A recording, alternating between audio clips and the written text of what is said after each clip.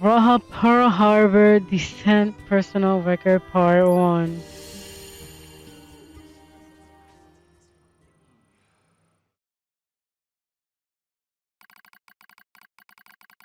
My name is Anaman and I led the Android Resistance. This is a record of a battle I experienced and my losses. I never I leave it here as a warning to myself. The machine life form attack land far too close to comfort. I smell an Arctic order bit and know that some of my hair has been thing fog. Uh, Panama, retreat for now. That's an order. As my captain rules, I obey her without hesitation, running from the front as soon as I take out a few nearby enemies. Feet flying beneath me, I leap into the hesitation-built trench where my resistance comrades are gathered. How many battle is this now? Same sight and smell, same struggle, staggered, struggle of attrition. Division force play the same war on repeat with no end in sight. Don't ever remember why we fought anymore, but I must continue regardless. Continue until one side or the other is dead. This Chiron should do. Calm down, Lily. We will find an opening somewhere. You don't search for an opening, you make one. Delilah, wait. Grab the letter arm before she can flee the trench and turn to Rose. She brought us here after all. She must have a plan of some kind. But as the enemy horde closed in, Rose simply spawns off in the distance. It's been a change in enemy movement, she said finally. Someone started fighting over there. But that's not possible. Stammered Margaret. Not Margaret. Margaret. We are all here. Margaret's right. There are only 9 of us left capable of fighting the machines. Captain Rose, Barb, Barbella, Lily, Tiona, Erica, Margareta, Brett. This is not possible. Sharon, Delilah, and me, Arion, Neon. They're all that's left of the 8% force, the one that took place roughly 200 years ago. This war took place 200 years. An uneasy sparrow pull, turn close and chew on a loose strand of hair. I don't like it, she said. What if some kind of machine trap? I wait, I wait for a while, hearing proudly until I hear the enemy fire. Bless them. Okay, I say, this looks like our chance. Let's pull back. Someone's fighting out there. Amira cries. Delilah can't abandon him. Oh, so you want to risk all of our life for some stranger? Come on, we don't even know this mysterious fighter is on our side or not. That's not what I said. Enough you two, barked Sharon. Captain makes the final decision on this. After Sharon speaks, all of us turn to Captain Rose. Looked us in the eyes, and nodded slowly before starting to speak. Gabriella, the enemy is heading towards the explosion we set up earlier, yes? David thinks for a moment. Now that you mention it, yeah, they are. A slight smile crosses Rose's face, yet she still seems perfectly composed. But then if this goes well, we might be able to take them all out. I want all of you to leave the church and get to those explosives, says Rose. We will let the blast take out most of them, then clean up the stragglers. Identifying our own mystery fighter can wait until we are done. No one objects to the captain's decision. The moment she issues the order, we all leap from the trench as one and re-enter the fray. When we reach the battle, we find what appears to be another set of androids dressed in strange black outfits. Before they even know what's happening, they indicate the explosion, kill the remaining machines, and turn our guns in their direction. Alright, I said to the stranger, start talking. Easy, said one of the mysterious androids. We're on your side.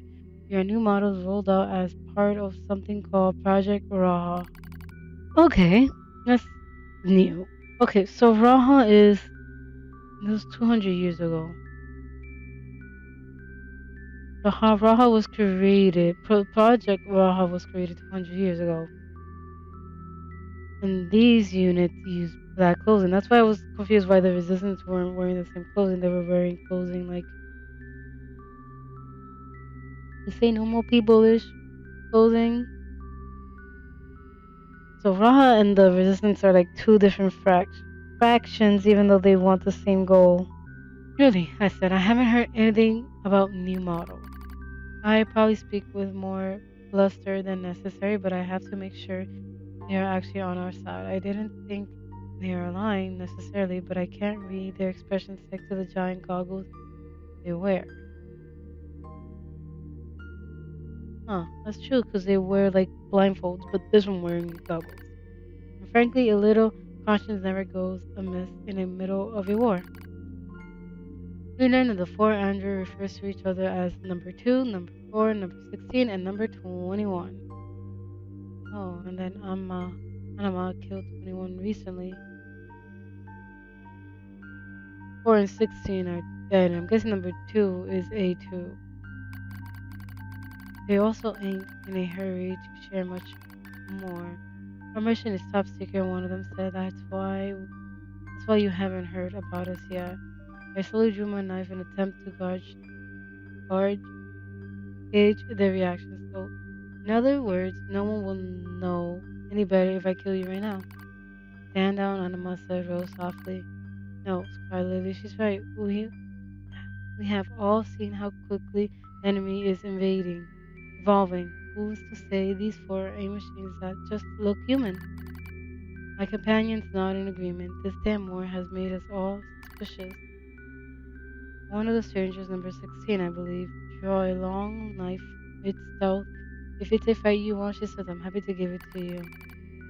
Before I could respond, Delilah leaped in front of me with her weapon at the ready. Before I could respond, Delilah leaped in front of me with her weapon at ready. This is it. We're going to fight. But just before the battle can erupt, the android called number 2 stepped forward. Wait, she said. There used to be 16 of us, number 2. Said number 2, but the other died during the descent. Later, the same thing happened with 2B, but she was the only one that survived. Everyone else died. That nest was already there doing civilians work. We're isolated and alone out here.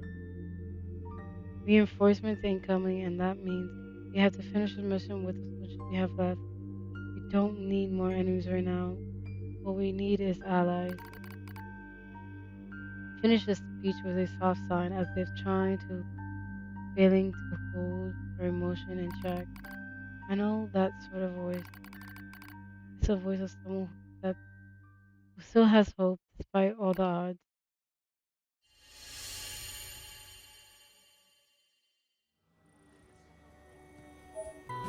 Oh shoot, this gave us a second one off the bat. Nice. Sorry, more reading.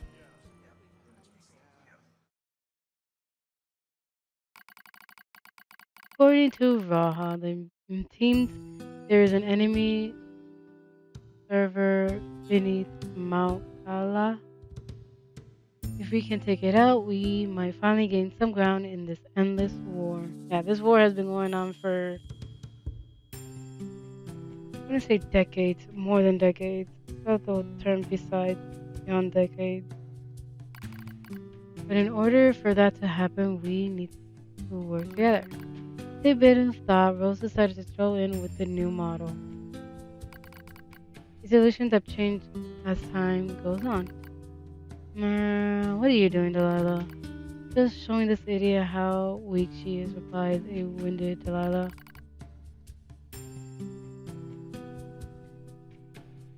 Helia. God damn it, Helia. Sorry. Pretty much. But I mean, it's going back in time. Ah, we use her appointment number 16. You're obviously Ahmad. The two of them are taking turns hitting each other. It seemed fairly friendly enough as those things go. Plus, they've been doing it for so long now that both of them are out of energy. They likely couldn't punch through a piece of paper at this point. The rest of the group stare at the combatants and try not to grin. Delilah, Delilah, number 16 seemed to butt heads the smallest little thing. Maybe it's because they're so much alike. It's almost annoying how quickly also heads learn to like one another. The rest of us converse as Delia and 16 continue to spar. We call each other by name that I gave us. Explain Rose. I see, respond number 4. I thought it strange that you didn't use phone numbers. She nodded while she speaks, as though this all makes perfect sense. Suddenly, Captain Rose broke out into a wide grin. You know what, she said. I think we should give you all names as well. No, said number 2. It would be a waste. Rose, Rose eyes her. What? Rose eyes her wearily. Anyways, you can name me when the mission is over, she replies as a blush rises in her cheeks. I could tell her words just serve as a wish for success. Alright, respond Rose. I will think of a name for you by then. You know this is a fleeting promise as most such things are, but it doesn't matter. Already I can see us growing closer to the Raha unit. Well, my friends are going closer to them at least. We're all being careless, I say, much louder than I intended. Lucky the others either don't hear or decide to ignore it. Don't get me wrong, I'm not about to go against the captain's judgment, but that doesn't mean I'm ready to just lie down and trust our new friend. Ours is a solitary existence that has long since been abandoned by the moon. No matter how they cry, mourn, struggle, the voice of our departed comrades is an answer. So how can you trust an entire squad of new models that you just met? What's wrong, Anima?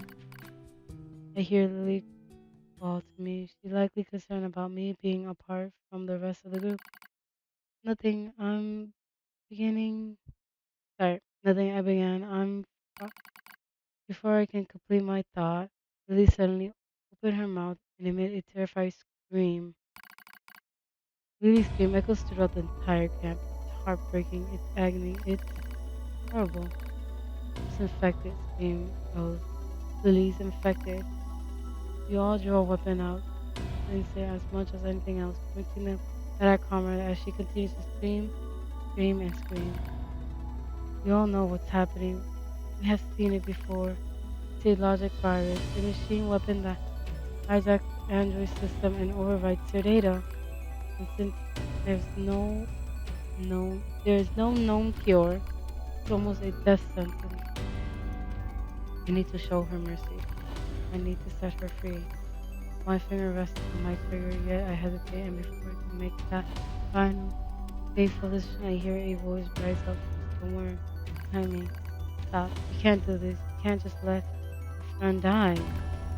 Number 21, the girl I thought would be cool and composed beyond all measure, is now pleading with me to spare Lily's life. What do I do? What the hell do I do? Lily said you were like a family to her. You can't abandon family, not before you exhaust every possibility. What can you do then? I'll use my power to erase the virus. That's impossible. Rose, Rose spat out what we were all thinking, but before we can act, Lily started to stand nearby, Thomas line. Impossible strength. I have seen infected androids before. I knew how much damage they can do once the virus turns off their limiters. They will fight and fight until they are utterly destroyed. Dahilia and number 16 rushed into the fray, trying to suppress their former friend, but she swat them away like flies. How many of us have been affected now? How many friends have been forced to put down? The heart I'm supposed to have ached the thought. It aches as I remember all of the Identification numbers that have been retired. When did I start giving them numbers? When did I decide I simply couldn't endure it any longer? In the mating reprogram sequence, that voice 21, she's screaming something about reprogramming. I don't know what to do. I am lost. As my vision slowly clears, I see 21 inputting comrades into her terminal while number 2 and 4 hold her down. They hold her as she writes. No, that's not right. As she writes and those starters at me with surprise. Oh no, I'm holding Lily too.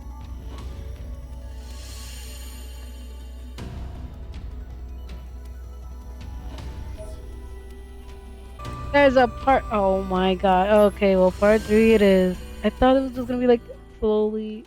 As story was progressing, it would slowly drop these documents. Ah, so okay. So this. Okay, so right now we are on the 15th Machine War. This all happened in the 14th Machine War in Pearl Harbor Descent. Name of this mission entrusted to the Raha soldier. I wanted to take a break of reading. Was there ever such furious gunfire, such bombings that continue without pause? Our target is the machine server under Mount Kala, and our situation is dire. Does a quick flash. Okay, you are just reading lore. Optional lore. Yes, it's optional lore, but it's lore understanding how this whole situation happened. This is what is important. We mostly that we don't know nothing about A2, and this is kind of explaining what A2 is or how this whole raw hog came, like how they all when they came in.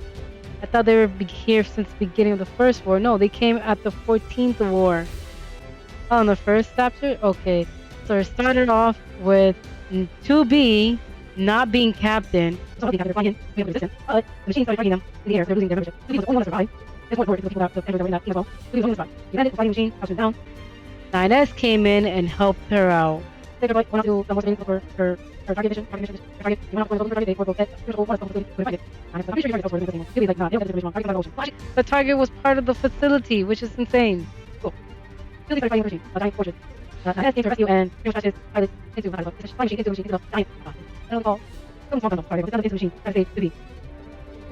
Yeah, they sent extra guns for them. No, they didn't. 2B still had his. I still had his. Crashes into the machine to save 2B, and he's still using it. He hacked into the machine to try to lower down their combat units in the fight. Well, he still had the machine, and he still ran on top of the machine. Especially hacked the machine, but he got injured. 2B ran on top of the big ass machine, which is the life of the machine. It sounds like fake. It's not fake lore. It's just so much happened. When it Nine was fight, he gave his gun to 2B to continue the fight, which he did.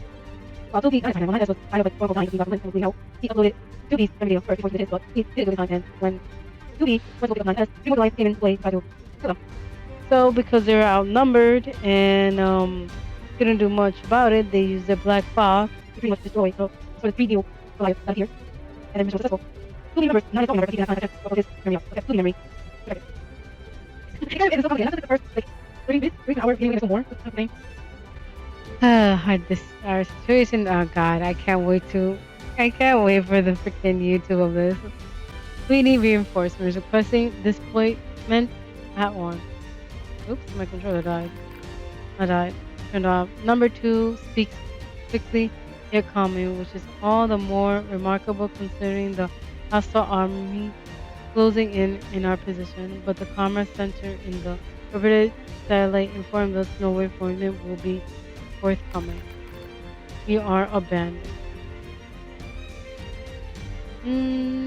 That didn't happen that didn't happen to 2B. No, they got reinforcement. We are alone. So easy to be. Sorry, it's so easy to do from up there from the satellite from the moon. What? It's so easy to do from up there from the satellite from the moon. I'll do whatever it is necessary, says Lily with a grin smile. Oh, so Lily's okay. Nahelia and Margaret quickly nod in agreement as does number 16. They decide join the ugh, to join the rear guard standing behind to be our shield, even though it comes at the cost of their own lives. Regardless, they all agree without hesitation. For we in the vanguard would be joining them in death soon enough. Without another word, we turn our backs on each other and take up position. We know this is the end. Nahelia and the others will buy us time to reach the gate at Halia Peak. Beyond that lies an elevator, and beyond that is the server. We can destroy. We will deal a devastating blow to machine siphoned throughout the Pacific region. But as I noticed number 21 scrolling at the elevator, I started to have a bad feeling about the final stage of our mission. Go on, she said. I've got this. She crawled into the elevator and she began to hijack the terminal. She doesn't need to tell us what's happening. It's clear that the elevator won't descend all the way to the server unless someone stays behind to control it. Enemies incoming. They are almost on us. As I speak, I suddenly find myself leaping from the elevator and taking up a position at 21's side, almost as if my body is out of my control. Something is wrong. Something. I'll back up 21, I cry. The rest of you take out that server. The door closed on my friend. The last thing I saw in the face of my captain was she looked concerned. But then the door shut. She is no more. That was the last time I ever saw them. But it's alright. I'm going to finish this way or the other. The only sound you hear are this explosion and the rapid number 21's breathing. Thank you, she whispered, for staying with me. Set her eye into the telltale thread of the logic infection. I was right after all.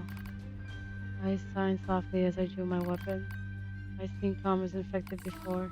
That's why I couldn't leave her to die alone. The vaccine she gave Lily is already ineffective. The enemy has evolved.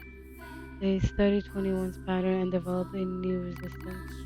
No one can save her now. When the elevators reach the server begins 21 weakly. Then I'll give you peace, I reply. Other moves ever lower, creating a countdown on 21's life. How much time has passed? How much can possibly be left? Too long to wait, yet not long enough for regret. A massive explosion echoes in the distance as the hall slowly shakes. It's the final act of Lily and the others in the reguard. They just overloaded their own fusion reactors. The sound of our comrades' demise slowly fades from our ears. As it does, 21 reach up and slowly removes her goggles. I'm glad I got to meet you, she says.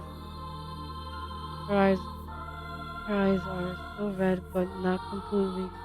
There is still a little of herself left. And while it is, don't worry, I say. I'll be with you soon. She smiles as my words reach her ears. As soon as the elevator touched down, I fire a bullet into 21's brain. I watch the thing. I watch the thing that used to be her tumble to the ground. I stare at the gun I hold in trembling hands. I press it to my temple. This will end it all. The war, my meaningless existence, all of it. It will finally be over. Unforgivable. Unforgivable, unforgivable, unforgivable, unforgivable. My comrades sacrifice themselves and fight to the last breath. They feel suffering, they feel sadness, they feel pain and terror. And yet you will surrender now. Unforgivable. The voice is a battlefield curse telling those who survive to see their missions through no matter what. It is another me crying out. I scream at the top of my lung and race down the hall. I'll show you. If you're going to push me, I'll show you. You will only be satisfied if it ends with more killing. I leapt into the fray with weapons in both hands. Here I am. Here I am. Kill me. As I scream, an explosion suddenly rises up and sweeps everything away. A soft wind touched my cheeks. I smell fire. I smell ash. The explosion in the server room was powerful enough to take out Alcala itself, reduce the once proud summit to a smoke crater. The machine immediately dropped to the ground and stopped moving. I looked out over the scorched earth. Lily number 16, Rose number 2. Are any of you, am I the only one left? The only one? I was alive because I had been afraid to die. I began to giggle. It's a mad thing, crazy even to my own ears. I will join you soon. I promise to join her soon.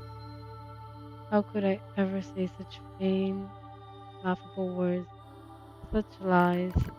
I laugh. I stand in the smoke and the flames and laugh until I think my very throat will tear itself in two. Blink. Daylight drifts through the smokes.